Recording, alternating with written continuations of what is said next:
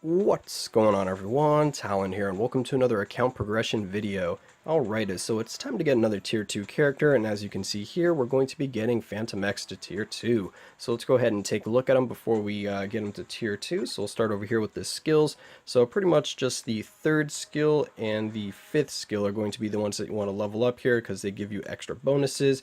We get some all attack, all speed, and crit rate with the third skill here, and then the fifth skill we get some more all attack, all defense, and all speed with this one, not to mention the all defense down on the enemy stacks, I believe a little bit higher as you level up the skill. Maybe not, but I'm pretty sure it does go up a little bit at least. And then for his ice weight set, we have overdrive on him.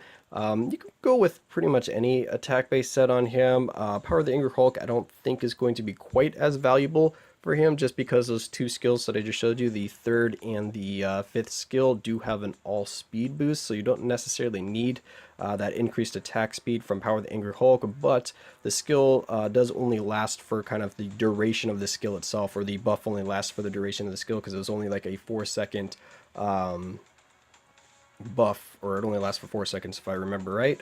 And yeah, so I re-rolled for overdrive just because I did have Power of the Angry Hulk before, but I felt like overdrive just suited him a little bit better. So now we move over to the custom gear here. We have immune to guard break, recovery rate, and a 120 proc on him. I really like having recovery rate on him because he does have a natural heal.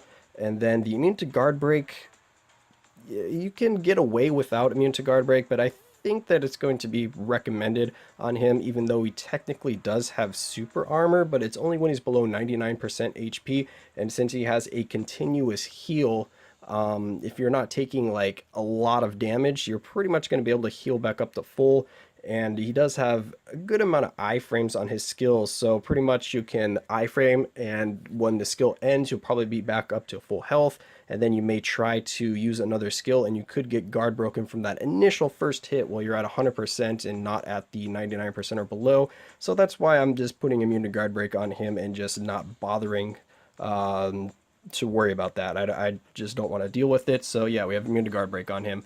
And the damage proc is nice because he actually does decent damage, so I like having a damage proc on him instead of invincibility, but if you're going to use him for PvP, probably invincibility would be the way to go. And as you can see here from the passive, the weapon 13, we have when HP is below 99%, we get increased mine resistance, super armor, all defense, and then the 2% recovery of max HP, and that will be continuous, so pretty nice. It helps his survivability quite a bit because he is a speed character, so he's going to need all the help he can get in survivability.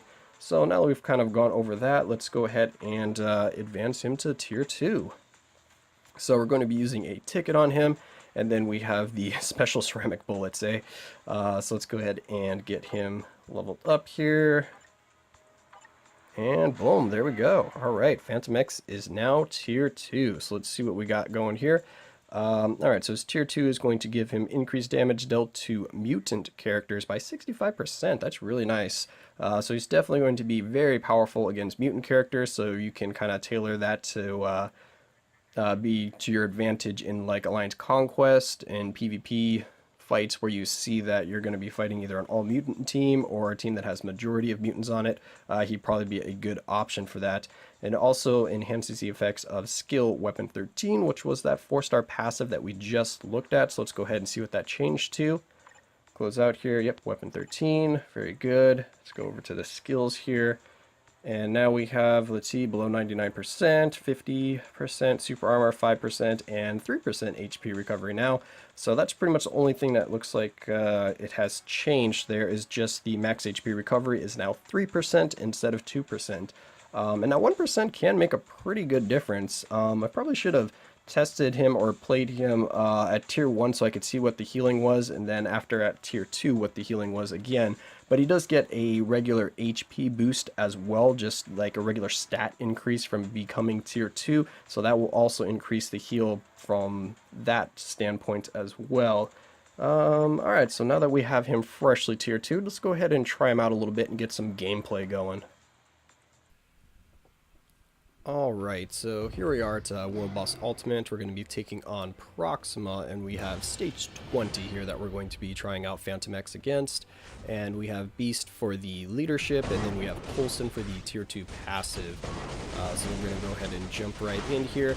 So pretty much what I was trying to do with Fantomex, or I still am experimenting a little bit with his rotations here, or his skill rotation, but pretty much what I was doing most of the time was 5, and then after the 5th skill, I would do the first skill for the iframe at the beginning of the skill, and then I would cancel into the 4th skill.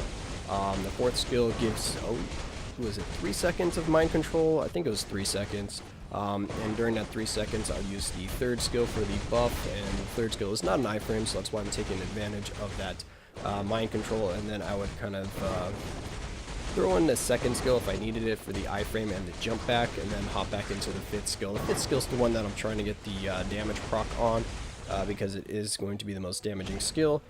And pretty much just from the few runs that I did here against Proxima with Fantomex, because I was not able to actually get it on the first go, because he does die quite easily, but then again, that's with most speed characters. Take a few hits and your health is pretty much gone, but his healing does help keep him alive, so that's nice. I definitely noticed that helping in his survivability.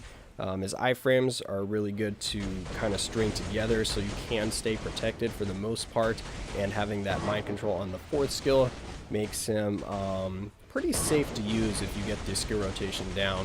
And so in comparing Fantomex and Domino, I think Fantomex is definitely the stronger character, now that I have both of them at tier 2 and I've kind of played around with both of them. He just does more damage, his skill rotation is more fluid to chain together in terms of keeping him safe and out of harm's way, and he's got the natural healing built in, so yeah, he's pretty much all around just a little bit better than Domino, because that's what I've been getting a lot of questions, is Fantomex or Domino, which one seems to be a little bit better to work on first or stronger, and it seems like Fantomex is taking that one. The only thing that Domino has over Fantomex is the guaranteed dodge. I definitely noticed that actually really helping when I was fighting Proxima, because I will say in the 2 fights with Fantomex and Domino, Fantomex I had to actually do a lot more tries to take down Proxima, whereas Domino, I didn't have the damage to actually finish the stage, but I never found myself actually having to retry because I died, whereas with Fantomex I did have to keep retrying because I would die. And that's because he just gets pretty much like one-shotted, or his heal isn't really able to keep up enough, so he'll still be at like half health, and he'll take another hit and that'll be the other half, so he doesn't heal up fast enough for me to be able to take another hit. Whereas Domino, with her high dodge and guaranteed dodge, she just wasn't getting hit very often, despite having a weaker skill rotation in terms of you can't keep up an iframe the entire time or keep her protected the entire time with her skill rotation. So that's one thing that I liked about Domino. But Fantomex, he has better damage because he is able to clear the stage.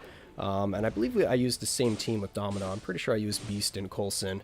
If I didn't, then I probably used a similar team, but either way, I'm pretty sure I gave her a huge damage boost, just like I'm giving Fantomex here. They both had a damage proc, and he's still just doing a lot more damage. And like I said, his skills are a lot easier to chain together in terms of the iframes, and then having that mind control is really nice as well.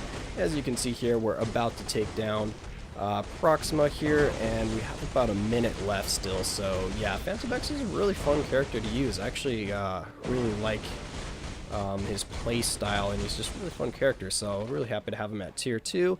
And of course, having him at tier 2 means that I can get Strife now, since I have all of them at tier 2, so there is that bonus as well. But he's a strong character on his own, so definitely worth getting up, even if you're not planning on getting Strife anytime soon. So here we have a Shadowland floor, actually, that I'm going to throw in real fast. So this is the Black Order stage, so in my opinion, one of the hardest stages on Shadowland, so I'm just trying them out here. And I am kind of rushing through this because I do only have 5 minutes left, I think it is, before Shadowland resets, because I put it off to the last minute again. I seem to be good at doing that. But anyway, so I'm just trying to get a quick record in right here. We have Beast for the leadership because I wanted to make sure that I cleared the stage, and then Angel there for kind of support as well. And Fantomex, where he does have good damage, because as you saw, he did clear stage 20 of Proxima War Boss Ultimate, which is not an easy feat to do, at least in terms of the physical damage characters that have tried at tier 2. He's definitely a little bit higher up on the scale there, and he's still struggling to do this, but like I said, this stage is quite difficult because they have really high health pools. There's a lot of stun effects that are going on, so you got to watch out for that, and also you got to make sure that you're hitting all of them, because with their big health pool like that, if you're just basically focusing them down one at a time, you're gonna run out of time.